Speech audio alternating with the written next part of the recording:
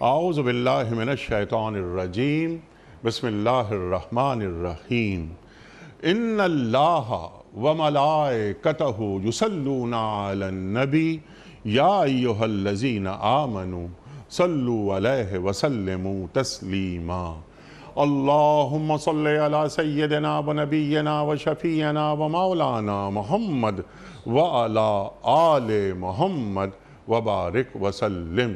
محترم خواتین و حضرات، پیام صبح کے ساتھ ایک بار پھر حاضر میں ہوں آپ کا میزبان انیق احمد۔ قرآن کریم کی مختلف آیات پر روزانہ گفتگو ہوتی ہے۔ ہمارے ملک کے ممتاز علماء تشریف لاتے ہیں، قرآن کریم کی ان آیات کے معنی مفاہیم بالکل واضح کر کے ہمارے سامنے بہت ہی سہل انداز میں رکھ دیتے ہیں کہ اللہ تعالیٰ قرآن کریم کی ان آیات میں کیا فرما رہا ہے اور اللہ تعالیٰ اور اللہ کے رسول صلی اللہ علیہ وآلہ وسلم ہمیں کہاں دیکھنا چاہتے ہیں۔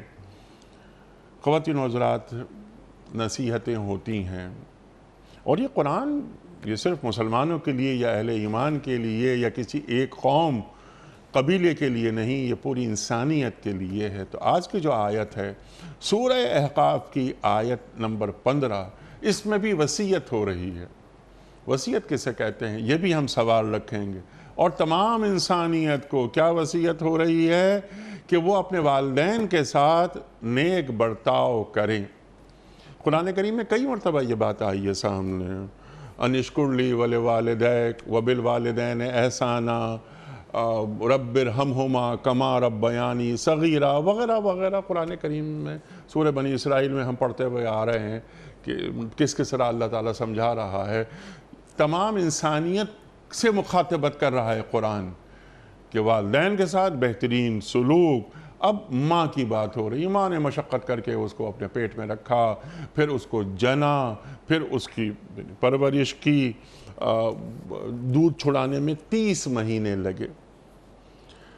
خواتین و حضرات، یہ 2 سال دودھ، 24 مہینے اور 6 مہینے، یہ کیا حمل کی کم سے کم مدت ہے؟ یہ بھی ایک سوال رکھیں گے ہم اپنے معزز مہمان کے سامنے۔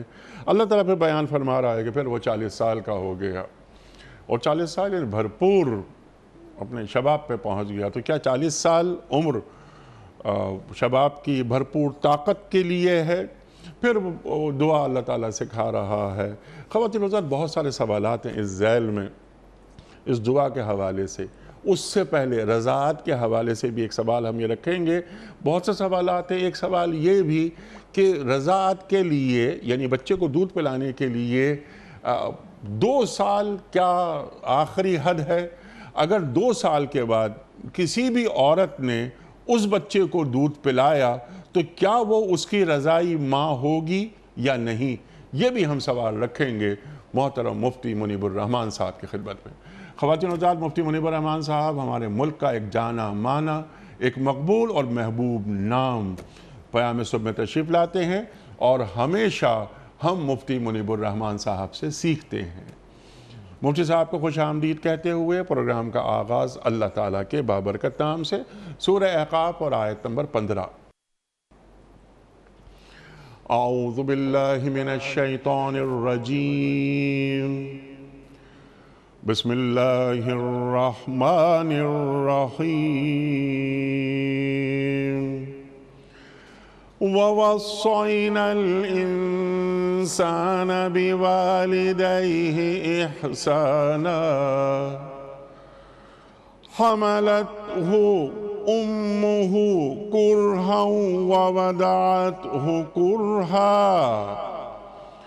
وَحَمْلُهُ وَفِصَالُهُ 30 شهرا حتى إذا بلغ أشده وبلغ 40 سنة قال رب أوزعني أن أشكر نعمتك التي رب أوزعني أن أشكر نعمتك التي أنعمت علي وعلى والدي وأن أعمل صالحا ترضاه وأن أعمل صالحا ترضاه وأصلح لي في ذريتي إني تبت إليك وإني من المسلمين صدق اللہ العظیم۔ ہم نے انسان کو ہدایت کی کہ وہ اپنے والدین کے ساتھ نیک برتاؤ کرے۔ اس کی ماں نے مشقت اٹھا کر اسے پیٹ میں رکھا اور مشقت اٹھا کر ہی اس کو جنا، اور اس کے حمل اور دودھ چھڑانے میں 30 مہینے لگ گئے، یہاں تک کہ جب وہ اپنی پوری طاقت کو پہنچا اور 40 سال کا ہو گیا تو اس نے کہا کہ اے میرے رب، مجھے توفیق دے کہ میں تیری ان نعمتوں کا شکر ادا کروں جو تو نے مجھے اور میرے والدین کو عطا فرمائی، اور ایسا نیک عمل کروں جس سے تو راضی ہو، اور میری اولاد کو بھی نیک بنا کر مجھے سکھ دے۔ میں تیرے حضور توبہ کرتا ہوں اور تابع فرمان بندوں میں سے ہوں۔ صدق اللہ العظیم۔ اللہ اکبر، اللہ اکبر۔ خواتین و حضرات، بڑی اہم آیت، تفصیلاً گفتگو ہوگی، لیکن اس سے قبل کل کے پوچھے گئے سوال کا درست جواب اور آج کا سوال آپ کی خدمت میں۔ کل کا سوال یہ تھا کہ حضرت موسیٰ علیہ السلام کے بھائی کون تھے؟ درست جواب حضرت ہارون علیہ السلام۔ آج کا سوال نوٹ فرما لیجئے۔ غسل کے کتنے فرائض ہیں؟ 3، 2 یا 4؟ جو درست جواب آپ سمجھتے ہو روانہ فرمائیے۔ ہمارے فون نمبرز ہیں 0092213452709۔ ہمارا دوسرا فون نمبر ہے 009221343000980۔ ہمارا ای میل ایڈریس ps@dunyatv.tv۔ ہمارا SMS کا نمبر 3031، اور ہمارا واٹس ایپ کا نمبر ہے 009232182509194۔ حضرت، قرآن کریم جگہ جگہ والدین کے مقام کو بیان کرتا ہے۔ اب یہ سورہ اعقاف پہ ہم آ گئے، 15ویں آیت۔ اللہ کیا فرما رہا ہے؟ جیسے میں انٹرو میں 2-3 باتیں وصیت کے حوالے سے فرما دیجئے۔ انسانیت سے مخاطبت ہو رہی ہے، جمی انسانیت سے۔ ارشاد۔ بسم اللہ الرحمن الرحیم۔ نحمدہ ونصلی ونسلم علی رسولہ الکریم سیدنا و مولانا محمد صلی اللہ علیہ وآلہ وسلم وعلی آلہ وصحبہ اجمعین۔ انیقم صاحب، اللہ تبارک و تعالی نے قرآن کریم میں متعدد مقامات پر والدین کے مقام، ان کے مرتبے اور اولاد کا والدین سے جو رویہ ہونا چاہیے اس کے بارے میں تفصیل سے بیان فرمایا۔ پھر آپ نے تمہیدی گفتگو میں وصینا کے کلمے کی طرف متوجہ کیا۔ یہ وصینا کا کلمہ اسی سورہ الاحقاف کی 15ویں آیت میں جو آپ نے تلاوت کی، سورہ لقمان کی 14ویں آیت میں، اور سورہ العنکبوت کی 8ویں آیت میں یہی وصینا کا کلمہ اللہ تبارک و تعالی نے والدین کے حوالے سے بیان فرمایا۔ توصیہ کے معنی ہیں وہ حکم جو تاکید کے ساتھ ہو، سبحان اللہ، وہ حکم جو مؤکد ہو، سبحان اللہ، وہ حکم کہ جس کا حکم دینے والا اسرٹ کر رہا ہو، اس پر پورا زور دے رہا ہو کہ یہ معمولی حکم نہیں ہے، یہ اہم ہے۔ پھر یہ بھی اللہ تعالیٰ کی سنت جلیلہ ہے کہ اکثر مقامات پر جہاں اللہ تعالیٰ نے والدین کے ساتھ حسن سلوک کا حکم فرمایا، اس سے پہلے اپنی توحید، اپنی احدیت اور اپنی شان کو بیان کیا۔ جیسے فرمایا کہ وَقَضَىٰ رَبُّكَ أَلَّا تَعْبُدُوا إِلَّا إِيَّاهُ وَبِالْوَالِدَيْنِ إِحْسَانًا۔ اس سے اس طرف اشارہ ہے کہ اللہ تبارک و تعالی خالق حقیقی ہے، اللہ تبارک و تعالی رب حقیقی ہے، لیکن اس کی خالقیت کا جو مظہر ہے، اس کی ربوبیت کا جو مظہر ہے، اس کا ظہور والدین کے ذریعے ہوتا ہے۔ اس لیے خالق حقیقی کو بھی مانو، اور جن کو اللہ تبارک و تعالی نے تمہارے خلق ہونے، تمہارے عالم وجود میں آنے اور تمہاری نشو و نما پانے کا ذریعہ اور وسیلہ بنایا، ان کے مقام کو بھی تسلیم کرو۔ پھر یہاں ایک لفظ احسان فرمایا، اور دو مقامات پر وبالوالدین احسانا، اور ایک مقام پر وبالوالدین حسنا۔ عام طور پر تو ہم احسان کے معنی نیکی کے کرتے ہیں، لیکن اس کلمے کے جو حروف اصلیہ ہیں حا، سین اور نون، حسن جس سے بنتا ہے، تو اس کے معنی یہ نہیں ہے کہ اگر ماں باپ نے کچھ فرمائش کر دی تو آپ نے مارے باندھے، ناگواری کے ساتھ، بے دلی کے ساتھ ان کی تعمیل کر دی۔ نہیں، آپ اس انداز سے والدین کی خدمت کریں، آپ اس انداز سے والدین کی فرمائش کی تعمیل اور تکمیل کریں جس میں دل کی رضامندی ہو، جس میں پرفیکشن ہو، جس میں کمپلیشن ہو، جس میں حسن ہو، جس میں کمال ہو، جس میں دلکشی ہو، کہ جس سے یہ پتہ چلے کہ اس کام کو بجا لانے کا جو جذبہ ہے وہ آپ کے اندر سے پیدا ہوا ہے، آپ کی روح سے اس پیدا ہوا ہے، آپ چاہت کے ساتھ کر رہے ہیں، بے دلی کے ساتھ نہیں کر رہے۔ والدین کی خدمت کو کمال تک پہنچاؤ، اور مرتبہ کمال تک پہنچاؤ۔ کہ ایسا ہی ہے کہ جیسے ہم کسی سے کہیں پانی پلاؤ، وہ ایک میلے کچیلے برتن میں پانی لایا، اس پر بھی کوئی تنکا پڑا ہوا ہے، تو وہ کہہ سکتا ہے میں نے آرڈر کو فالو کر دیا۔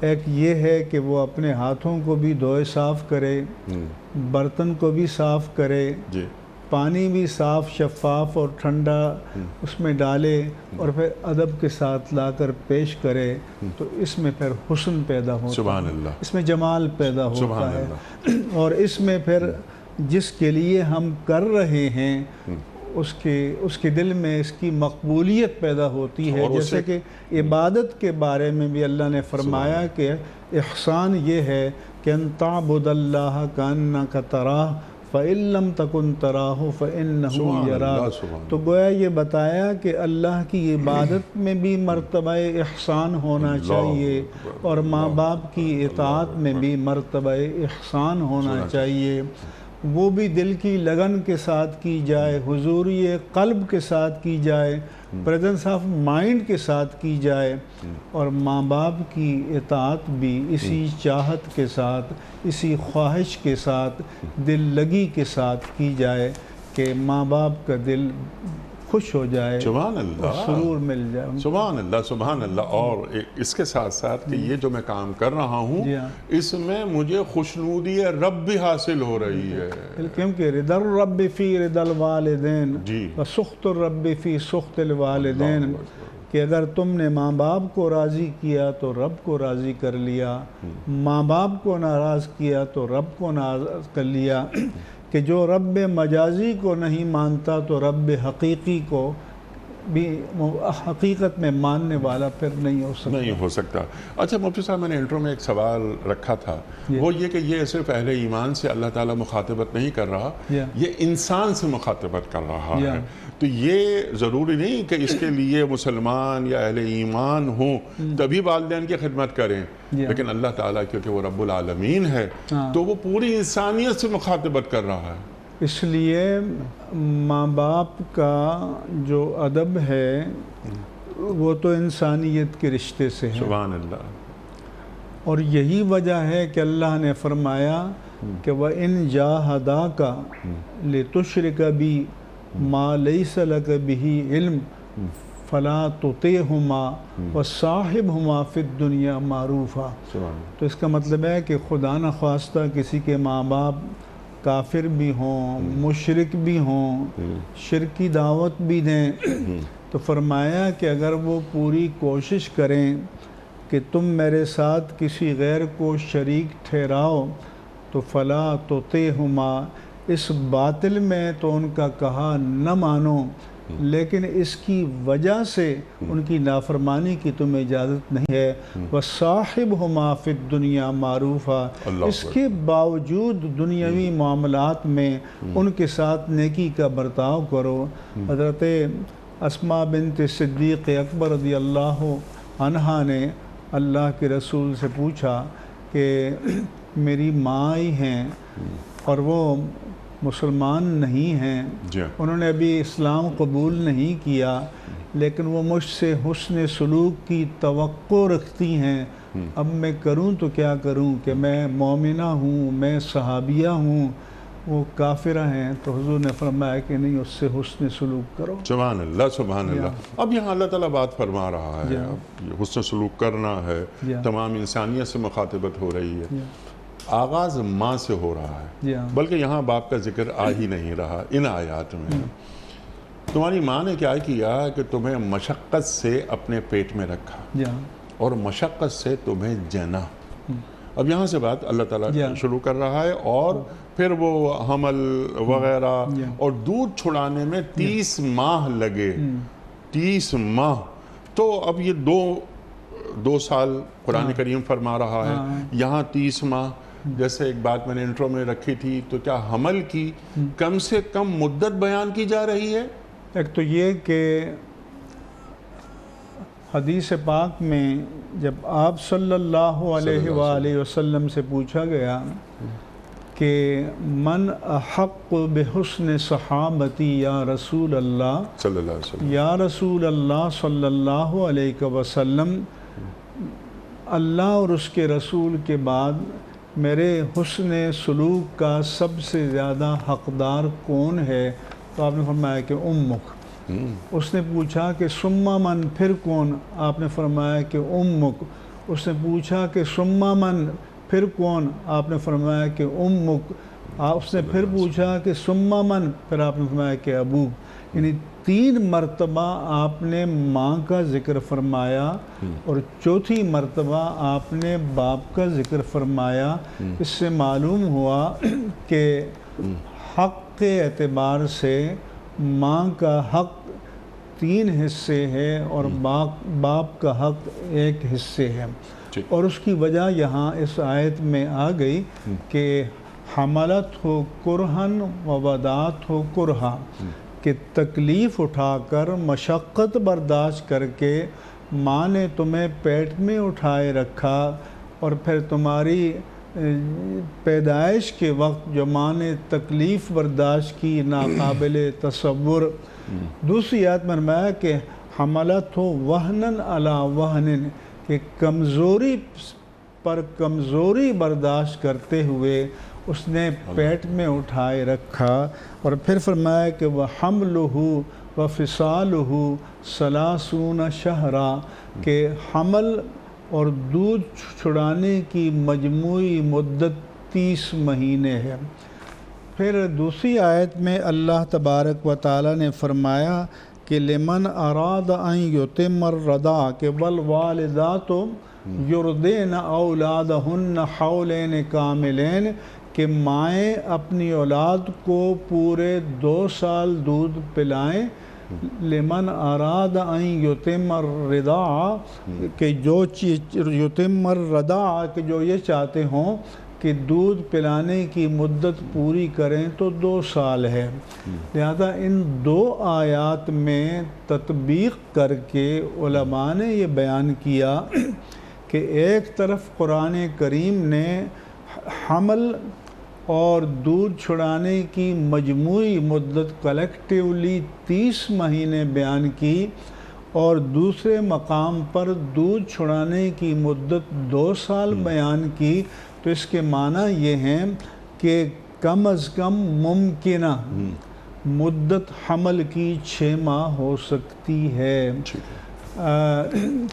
امام رازی نے لکھا ہے، امام المفسرین نے، کہ میں اس تگ و دو میں تھا کہ آخر حمل کی کم از کم مدت کیا ہو سکتی ہے، تو انہوں نے کہا کہ حکیم جالوس نے کہا کہ میں تھا تو پھر میرے پاس ایک عورت آئی جس کے ہاں 6 ماہ کا بچہ پیدا ہوا اور وہ پھر زندہ بھی رہا، اس کے دانت بھی نکل آئے تھے۔ یہی بات حکیم ابن سینا نے کہی، اور جو جدید میڈیکل سائنس ہے وہ بھی کہتے ہیں کہ 6 منتھ پلس پہ بچہ جو ہے وہ کامل پیدا ہونا ممکن ہے۔ اگرچہ عام سنت الہیہ یہ ہے کہ 9 ماہ میں بچے کی ولادت ہوتی ہے، لیکن کم از کم ممکنہ مدت 6 ماہ ہو سکتی ہے۔ تو اس سے معلوم ہوا کہ حکمت اور سائنس جس چیز کی طرف بہت دیر میں پہنچی، قرآن کریم نے اس کو بہت پہلے بیان کر دیا۔ پھر علماء نے یہ فرمایا کہ آخر اس کی ضرورت کیا تھی کہ قرآن کریم نے یہ حمل کی کم از کم مدت کو اشارتاً بیان کیا، تو مفسرین کرام نے فرمایا کہ اس کی حکمت یہ ہے کہ اگر قضاء الہی سے نکاح کے بعد، شادی کے بعد کسی کے ہاں، کسی کی بیوی کے ہاں 6 ماہ کے بعد بچہ پیدا ہو جائے تو وہ شکوک و شبہات میں مبتلا نہ ہو، وہ اس بیوی پر تان نہ کرے۔ چنانچہ بعض روایات میں ہے کہ ایک روایت میں حضرت عمر فاروق کے بارے میں ہے، ایک روایت میں حضرت عثمان رضی اللہ عنہما کے بارے میں ہے کہ ایک عورت کی شادی ہوئی اور 6 ماہ کے بعد بچہ پیدا ہو گیا، وہ کیس لے کر حضرت عمر فاروق کے پاس آئے، تو ان کے ذہن میں یہ تھا کہ 6 ماہ میں تو نہیں ہو سکتا، انہوں نے کہا کہ اس کو تو زنا کی سزا ملنی چاہیے۔ تو پھر حضرت علی رضی اللہ عنہ نے فرمایا کہ امیر المومنین یہ نہیں، قرآن مجید میں اس آیت کو کوٹ کر کے آپ نے فرمایا کہ نہیں، قرآن نے اس طرف اشارہ کیا ہے کہ کم از کم ممکنہ مدت حمل، یعنی minimum possible period of pregnancy may be 6 months or plus، کہ ایسا ہو سکتا ہے، لہذا یہ صحیح النسب ہے۔ اور یہ قرآن نے اس لیے کیا کہ دین یہ چاہتا ہے کہ نسب سلامت رہے اور بلا وجہ انساب کو مشکوک نہ بنایا جائے، اور بلا وجہ کسی کی حرمت پر حرف زنی نہ کی جائے۔ اس میں یہ ساری حکمتیں کلمات میں پوشیدہ ہیں۔ بالکل، سبحان اللہ سبحان اللہ۔ قرآن کریم نے ہر بات کو بالکل واضح کر کے بیان کر دیا تاکہ آنے والے ادوار میں کہیں کوئی ابہام باقی نہ رہے۔ اچھا مفتی صاحب، اب یہاں پر ایک بات تو یہ ہے کہ میں باپ کا ذکر یہاں نہیں ہے اس پوری آیت کے اندر، ماں کی اہمیت، ماں کی توقیر، ماں کا مقام، سبحان اللہ سبحان اللہ۔ اچھا، اس میں تھوڑی سی گفتگو میں چاہتا ہوں کہ آپ باپ کے حوالے سے بھی کیجئے کہ باپ کو ہمارا دین کہاں رکھتا ہے. یعنی مثال کے طور پر کہ انتا وہ مالوں کا لے ابی کا، تو اور تیرا مال تیرے باپ کے ہیں. تیرے باپ کے ہیں. اللہ یہ قرآن کریم نے یہاں ماں کے حق کی طرف تاکیداً زیادہ متوجہ کیا ہے، لیکن آغاز والدین سے کیا، ماں باپ دونوں سے کیا ہے کہ وَوَصَّيْنَا الْإِنسَانَ بِوَالِدَيْهِ إِحْسَانًا. پھر ترجیح کے طور پر آگے قرآن کریم نے ماں کا اختصاص کے ساتھ ذکر فرمایا. لیکن ہمارے علماء، ایک تو یہ حدیث جو آپ نے جس کی طرف اشارہ کیا کہ اللہ کے رسول صلی اللہ علیہ وآلہ وسلم نے فرمایا کہ تم اور تمہارا مال تمہارے باپ کے ہو. ابھی ہمارے صدر پاکستان نے آرڈیننس جاری کیا ہے پروٹیکشن آف پیرنٹس کے نام سے، تو میں نے ان کو واٹس ایپ پہ میسج دیا کہ یہ آپ نے اچھا کیا اور یہ قابل تحسین ہے، لیکن آگے اگر یہ تنقیح کے لیے پارلیمنٹ میں جائے تو اس کا ٹائٹل پروٹیکشن آف پیرنٹس کی بجائے رائٹس آف پیرنٹس ہونا چاہیے، کیونکہ پروٹیکشن آف پیرنٹس کے ماں باپ کا تحفظ یہ ذرا کم تر پوزیشن کو ظاہر کرتے ہیں.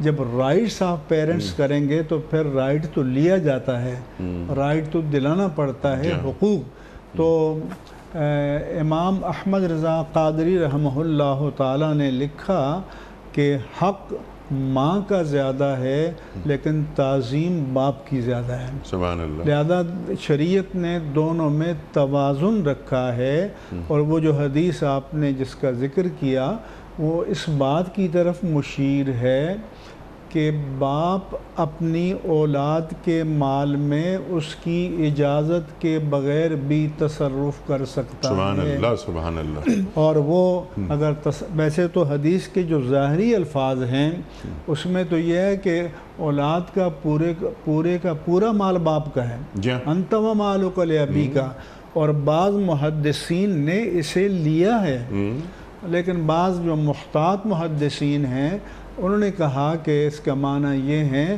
کہ ضرورت کی حد تک باپ جو ہے اپنی اولاد کے مال میں اس کی اجازت کے بغیر تصرف کر سکتا ہے. سبحان اللہ. اور باپ کا حق اس درجے ہے کہ حضرت عبداللہ بن عمر رسول اللہ صلی اللہ علیہ وآلہ وسلم کی خدمت میں حاضر ہوئے اور انہوں نے عرض کیا کہ یا رسول اللہ، میں نے ایک نکاح کیا ہے اور مجھے بیوی سے محبت ہے، لیکن میرے باپ حضرت عمر فاروق رضی اللہ تعالیٰ عنہ کہتے ہیں کہ اس کو طلاق دے دو. تو حضور نے فرمایا کہ طلاق دے دو. یعنی اتنی، اور یہ ایک سے زائد مقامات پر اس طرح کے ارشادات ہیں. آج کل لوگ ہمارے پاس اس حوالے سے بھیجتے ہیں، ماں باپ بعض اوقات ناراض ہو جاتے ہیں. تو میں نے کہا کہ آپ کو یہ بھی سمجھنا چاہیے کہ حضرت عمر فاروق رضی اللہ تعالیٰ عنہ یا صحابہ کرام اگر اپنے بیٹے کے لیے کسی بیوی کو ناپسند کرتے تھے تو وہ حکمت دین کی وجہ سے کرتے تھے، وہ نفسانیت کی وجہ سے نہیں کرتے تھے. جس طرح کہ حضرت ابراہیم علیہ السلام جب حضرت ہاجرہ، جو ہم تو اردو میں ہاجرہ کہتے ہیں، اصل میں ہاجر نام ہے، رضی اللہ تعالی عنہا، اور اپنے فرزند ارجمند حضرت اسماعیل علیہ السلام کو چھوڑ کر گئے، اور پھر وہاں انہوں نے عرصہ گزارا، شادی کی. کچھ عرصے کے بعد ابراہیم علیہ السلام خبر لینے آئے تو گھر پہ جا کے دروازہ کھٹکھٹایا تو پوچھا کہ اسماعیل کہاں ہیں؟ تو انہوں نے عرض کیا کہ شکار کے لیے گئے ہیں، کیونکہ اس زمانے میں تو معاش کا ذریعہ شکار تھا، اور مکہ مکرمہ کی جو زمینیں تھیں وہ تو زرخیز نہیں تھیں. تو انہوں نے پوچھا تمہارے حالات کیسے ہیں؟ تو انہوں نے گلہ کیا، شکوہ کیا، تنگی ہے.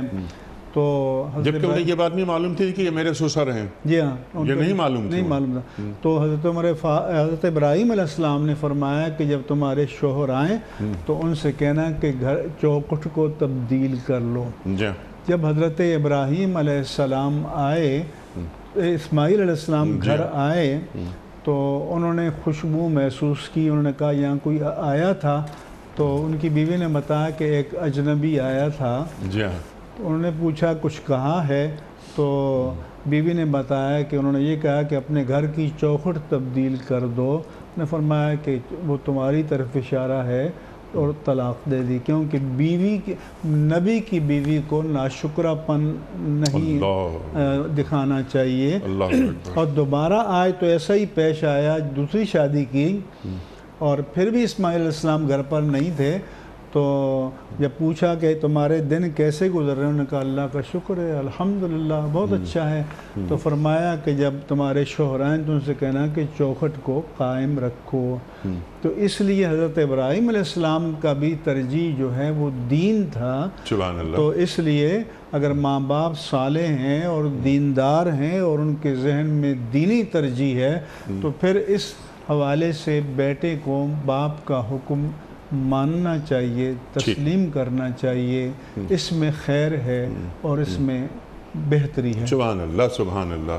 اس سے پہلے کہ میں 40 سال کی عمر کی بات آپ سے کرواؤں کہ جو قرآن کریم بیان فرما رہا ہے کہ بھرپور طاقت 40 سال کی عمر اشارہ ہی ہے، اس سے قبل ایک سوال جو ذہن میں آتا ہے وہ یہ کہ اگر کوئی خاتون 2 سال کے بعد بچے کی رضاعت کرتی ہیں، بچے کی عمر 2 سال ہو گئی، تو کیا انہیں بھی ہم رضائی ماں کہہ سکتے ہیں؟ پہلی بات تو یہ ہے کہ شاید میں اللہ نے فرمایا حتی اذا بلغ اشدہ، یہاں تک کہ وہ اپنی پوری طاقت کو پہنچ گیا، شباب کو۔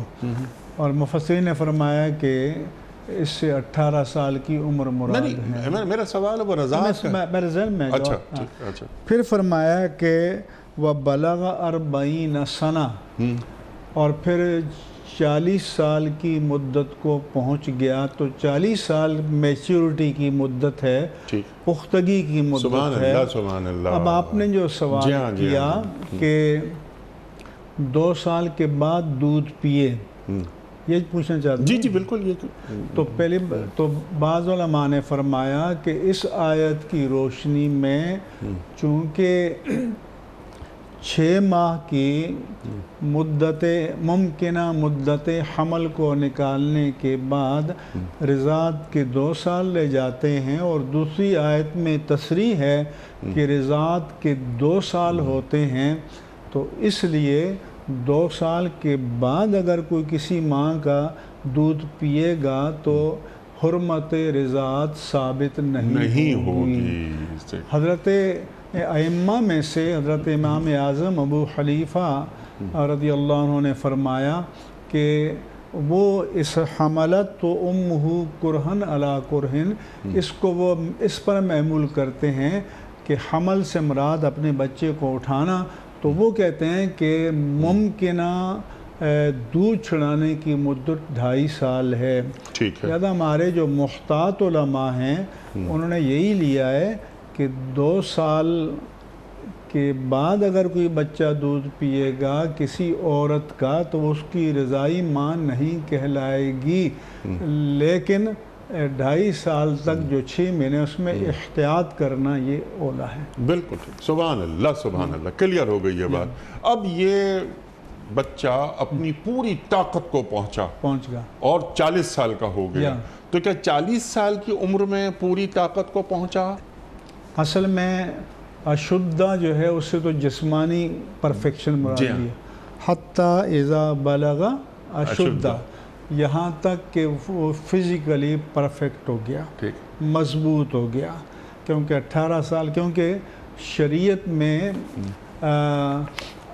15 سال کے بچے کو اگر علامات بلوغ ظاہر نہ ہو لڑکا تو اس کو بالغ مانا جائے گا، لیکن 18 سال کی عمر میں اس کی بلوغت کی پرفیکشن ہو گئی، ٹھیک، اس کے بعد جو قرآن نے کہا کہ 40 سنہ، تو یہ میچورٹی کی عمر ہے کہ انسان کی جسمانی، روحانی، عقلی اور فکری تمام قوتیں مرتبہ کمال تک پہنچ جاتی ہیں۔ یہی وجہ ہے کہ اللہ تعالیٰ کی سنت جلیلہ ہے کہ اس نے اپنے انبیاء کرام علیہم السلام کو 40 برس کی عمر میں نبوت پر فائز فرمایا۔ اس میں حضرت عیسیٰ علیہ السلام کا استثناء ہے، کہ حضرت یحییٰ کا استثناء ہے، ورنہ جو عام سنت الہیہ ہے وہ یہی ہے۔ اور ہمارے آقا و مولا سیدنا محمد الرسول اللہ صلی اللہ علیہ وآلہ وسلم نے بھی اعلان نبوت 40 سال کی عمر میں فرمایا۔ سبحان اللہ، سبحان اللہ، بالکل بات واضح ہو گئی۔ اب وہ جو دعا، اس سے قبل ایک سوال میں آپ کی خدمت میں اور رکھنا چاہ رہا ہوں، یہ رضاعت کے حوالے سے، دودھ پلانے کے حوالے سے۔ ہمارے پاس اب ہمارے معاشروں میں ذرا 40 سال پہلے آ جائیں تو عورتیں یعنی مائیں اپنے بچوں کو دودھ پلاتی تھیں، اور یہ دودھ کیا پلاتی تھی، بلکہ دودھ کیا ہے، یہ ماں اپنا خون بچے کو دے رہی ہے۔ اور بچے میں جو بچے ماؤں کا دودھ نہیں پیتے ان میں ڈیفیشنسی پیدا ہو جاتی ہے، آج کی میڈیکل سائنس بھی یہی کہتی ہے۔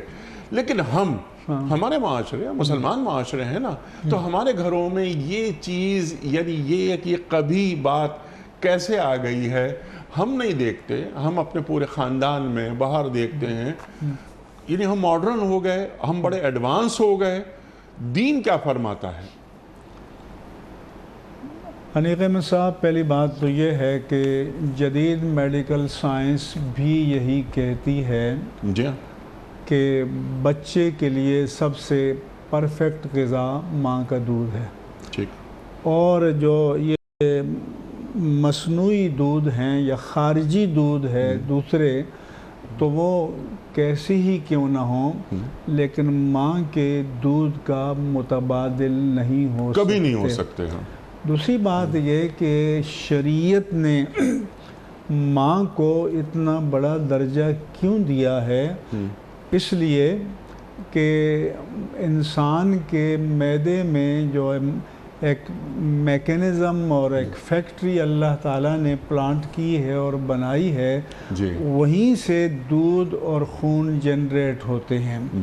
اس لیے اللہ نے فرمایا کہ وَإِنَّ لَكُمْ فِي الْأَنْعَامِ لَعِبْرَةً، تمہارے لیے چوپایوں میں دودھ دینے والے جانوروں میں سامان عبرت ہے۔ نسقیکم مما فی بطونہ من فرس و دم لبنا خالصا سائغا للشاربین، کہ ہم تمہیں اس کے پیٹوں سے گوبر اور خون کے درمیان سے تر و تازہ دودھ کشید کر کے تھنوں میں لے آتے ہیں۔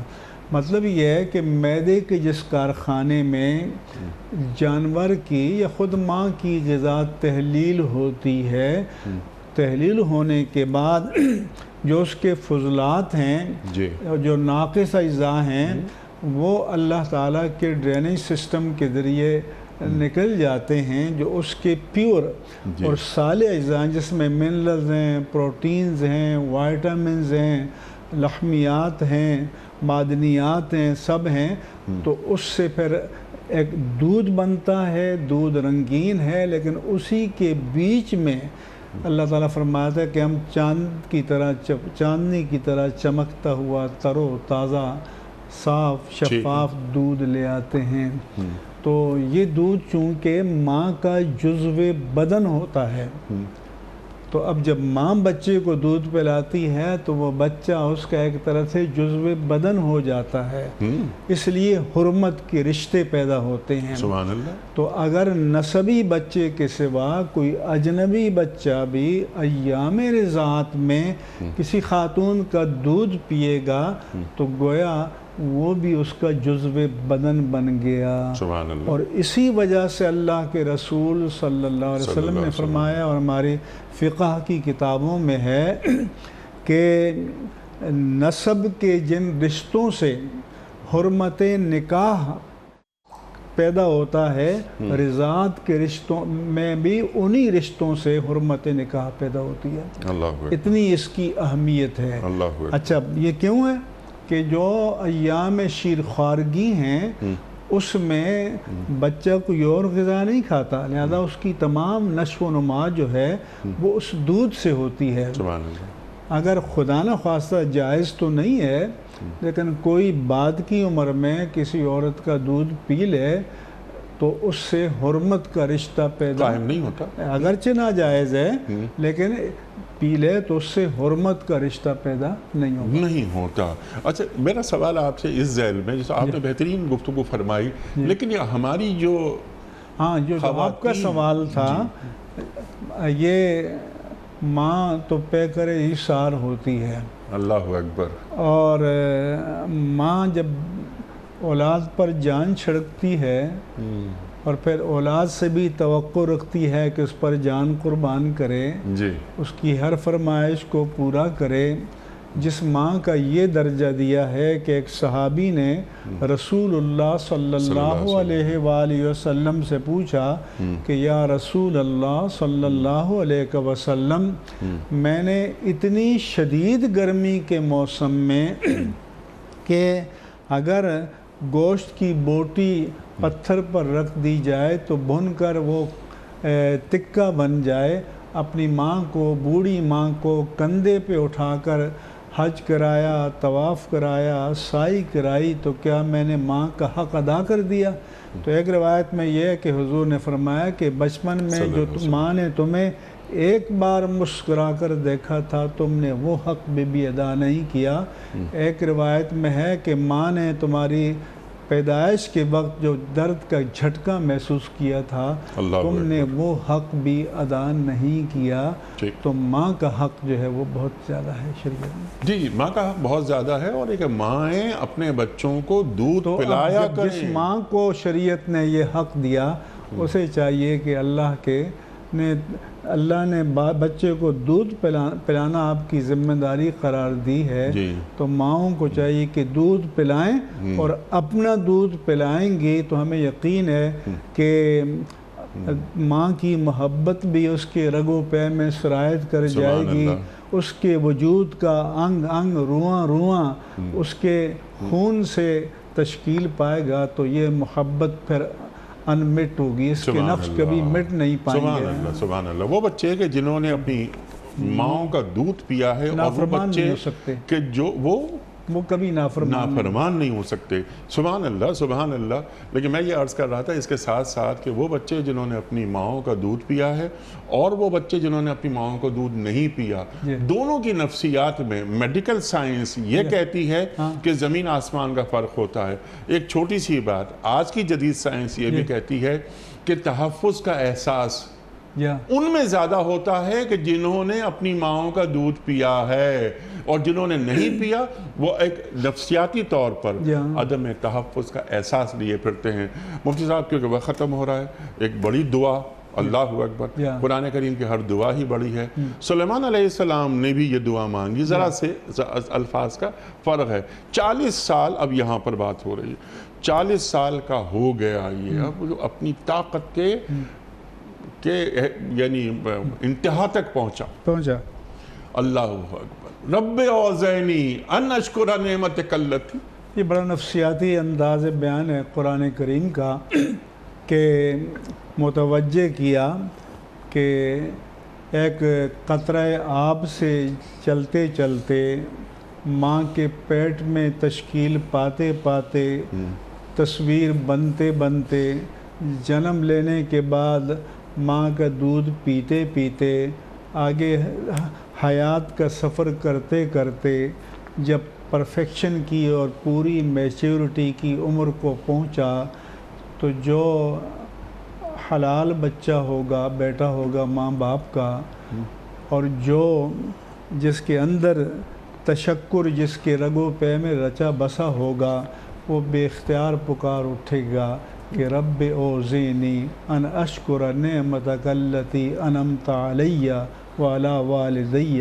پھر اوزعنی پر امام راضی نے فرمایا کہ الہمنی و اولینی، کہ تو مجھے یہ تشکر الہام فرما دے، اللہ اکبر، یہ تشکر میرے اندر سے جنریٹ ہو، میری روح سے جنریٹ ہو، اور اولینی کے معنی کہ میں والہانہ انداز میں تیرا شکر ادا کروں، بے قراری کے ساتھ تیرا شکر ادا کروں۔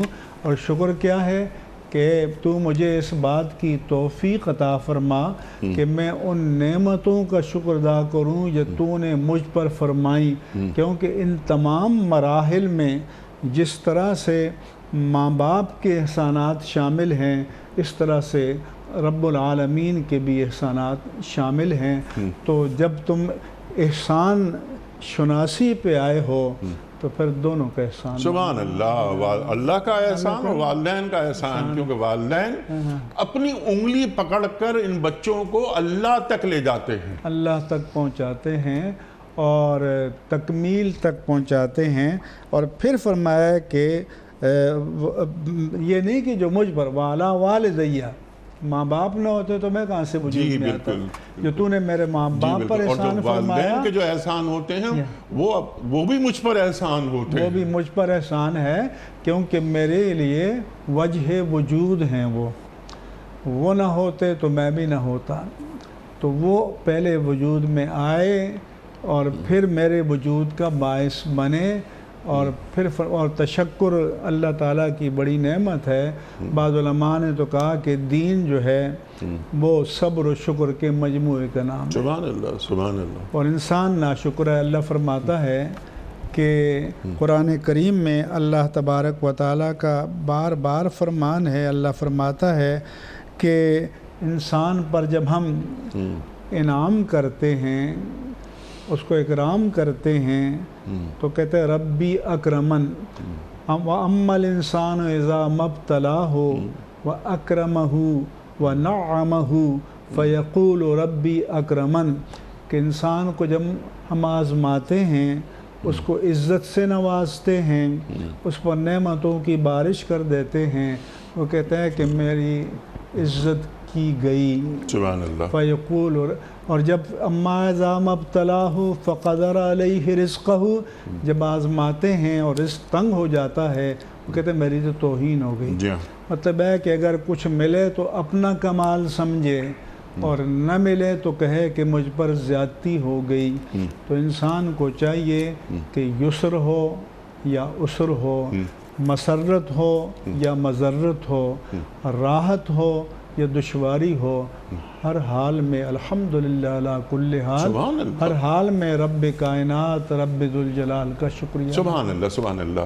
اچھا مفتی صاحب ذرا یہ آیت ہم مکمل کر لیتے ہیں نا، اب جو آپ بات فرما رہے تھے، رب اوزعنی ان اشکر نعمتک التی انعمت علی وعلی والدی وان اعمل صالحا ترضاہ واصلح لی فی ذریتی، اللہ اکبر، پھر مجھے اس عمل صالح کی توفیق عطا فرما جو تجھے پسند ہے۔ سبحان اللہ۔ لیکن یہ بھی انبیاء کرام کی سنت ہے اللہ اکبر، کہ کسی وقت نہ اپنے ماں باپ کو فراموش کرو، نہ اولاد کو فراموش سبحان کرو۔ اللہ، وَأَصْلِحْ لِي فِي ذُرِّيَّتِي، اللہ اکبر، اور میری اصلاح فرما میری ذریت میں۔ کیا مطلب کہ مجھے ایسی اولاد عطا فرما جو نیک ہو، صالح ہو، کیونکہ اللہ کے رسول صلی اللہ علیہ وآلہ وسلم نے فرمایا کہ اذا مات الانسان انقطع عنہ عملہ الا من ثلاثہ، کہ جب انسان مر جاتا ہے اس کے اعمال کا سلسلہ منقطع ہو جاتا ہے، ڈسکنیکٹ ہو جاتا ہے، کتاب زندگی بند ہو جاتی ہے، مگر 3 ہیڈز آف اکاؤنٹ موت کے بعد بھی کھلے رہتے ہیں، جن کے بارے ہیں کہ من صدقۃ جاریہ، ایک صدقہ جاریہ، او علم ینتفع بھی، یا علم نافع جو کسی کو دیا، او ولد صالح یدعو لہ، یا جو نیک اولاد جو اس کے لیے دعا کرتا ہے۔ تو صالح اولاد کی اس لیے انبیاء نے تمنا کی کہ ربنا حب لنا من ازواجنا وذریاتنا قرۃ اعین وجعلنا للمتقین اماما، اور یہ دعائیں ہمیں سکھائیں۔ حضرت ابراہیم علیہ السلام کو جب اللہ نے فرمایا کہ وَإِذِ ابْتَلَىٰ إِبْرَاهِيمَ رَبُّهُ بِكَلِمَاتٍ فَأَتَمَّهُنَّ، جب ابراہیم علیہ السلام کو اللہ نے چند باتوں میں آزمایا، آزمائش پر پورا اترے، قَالَ إِنِّي جَاعِلُكَ لِلنَّاسِ إِمَامًا، اللہ نے فرمایا کہ میں تجھے عالم انسانیت کا امام بنا رہا سبحان ہوں۔ اللہ، قَالَ وَمِن ذُرِّيَّتِي، انہوں نے عرض کیا کہ اللہ میری اولاد کو بھی شرف عطا فرما۔ جی ہاں بالکل، تو لیکن اللہ تعالیٰ نے رب فرمایا جعلنی مقیم الصلاۃ ومن ذریتی ربنا وتقبل دعا ربنا اغفر لی ولوالدی، ایسی نیک اولاد کا شعار ہے کہ ماں باپ کا کہ اولاد کے لیے بھی دعا کریں، اور اولاد کا یہ شعار ہونا چاہیے کہ ماں باپ والدین کے لیے دعا کرے۔ مفتی صاحب میں آپ کا بڑا شکر گزار، بڑا ممنون آپ تشریف لائے، بڑی اہم آیت سورہ احقاف کی۔ خواتین و حضرات، ہمارے علماء اللہ انہیں سلامت رکھے تشریف لاتے ہیں اور قرآن کریم کے معنی مفاہیم ہمارے سامنے بہت آسانی کے ساتھ بیان فرما دیتے ہیں تاکہ ہمارے اندر اترے یہ معنی اور مفاہیم، تاکہ ہم ایک باوقار انداز میں زندگی کرنا سیکھ سکیں۔ قرآن انسان کو باوقار دیکھنا چاہتا ہے۔ وقت مکمل ہوا آج کے پروگرام کا، بہت ساری باتیں مزید ہو سکتی ہیں، بڑے بڑے موضوعات، بڑے بڑے نکات گفتگو میں آئے، پھر کسی اور پروگرام میں انشاءاللہ بات کریں گے اور مفتی صاحب سے سیکھیں گے۔ وقت کیونکہ اجازت نہیں دے رہا مزید گفتگو کی، کوئز۔ کل کا سوال ہمارا یہ تھا کہ حضرت موسیٰ علیہ السلام کے بھائی کون تھے؟ درست جواب حضرت ہارون علیہ السلام۔ آج کا سوال نوٹ فرما لیجئے، غسل کے کتنے فرائض ہیں؟ 3، 2 یا 4؟ جو درست جواب آپ سمجھتے ہوں روانہ فرمائیے۔ ہمارے فون نمبرز ہیں 0092213452709، ہمارا دوسرا فون نمبر ہے 009221343000980، ہمارا ای میل ایڈریس ps@dunyatv.tv، ہمارا SMS کا نمبر 3031، اور ہمارا واٹس ایپ کا نمبر ہے 0092321825019 وقت ہے قرآن دازی کا۔ محترم مفتی منیب الرحمان صاحب، ایک پرچی نکال کر آپ اعلان فرمائیے کہ آج کے ونر کون ہیں؟ آئمہ بی بی، اور یہ ہیں شہر کوہاٹ روڈ پشاور۔ ٹھیک ہے، آئمہ بی بی کوہاٹ روڈ پشاور سے آپ کی خدمت میں دنیا ٹی وی کی جانب سے دینی کتب پر مشتمل یہ گفٹ ہیمپر آپ کے گھر بذریعہ کوریئر روانہ کیا جا رہا ہے۔ آپ کو بہت بہت مبارک ہو۔ اختتام ہوتا ہے پیام صبح کا روزانہ ایک قول پر، اور وہ قول ہوتا ہے صاحب نہج البلاغہ امیر المومنین حضرت علی مرتضیٰ کرم اللہ وجہہ کا۔ آپ فرماتے ہیں، صلہ رحم سے نعمت کا نزول ہوتا ہے، صلہ رحم سے نعمت کا نزول ہوتا ہے۔ اللہ اکبر، اللہ اکبر۔ اپنے میزبان انیق احمد کو کل تک کے لیے اجازت دیجیے۔ خدا حافظ۔ پروردگار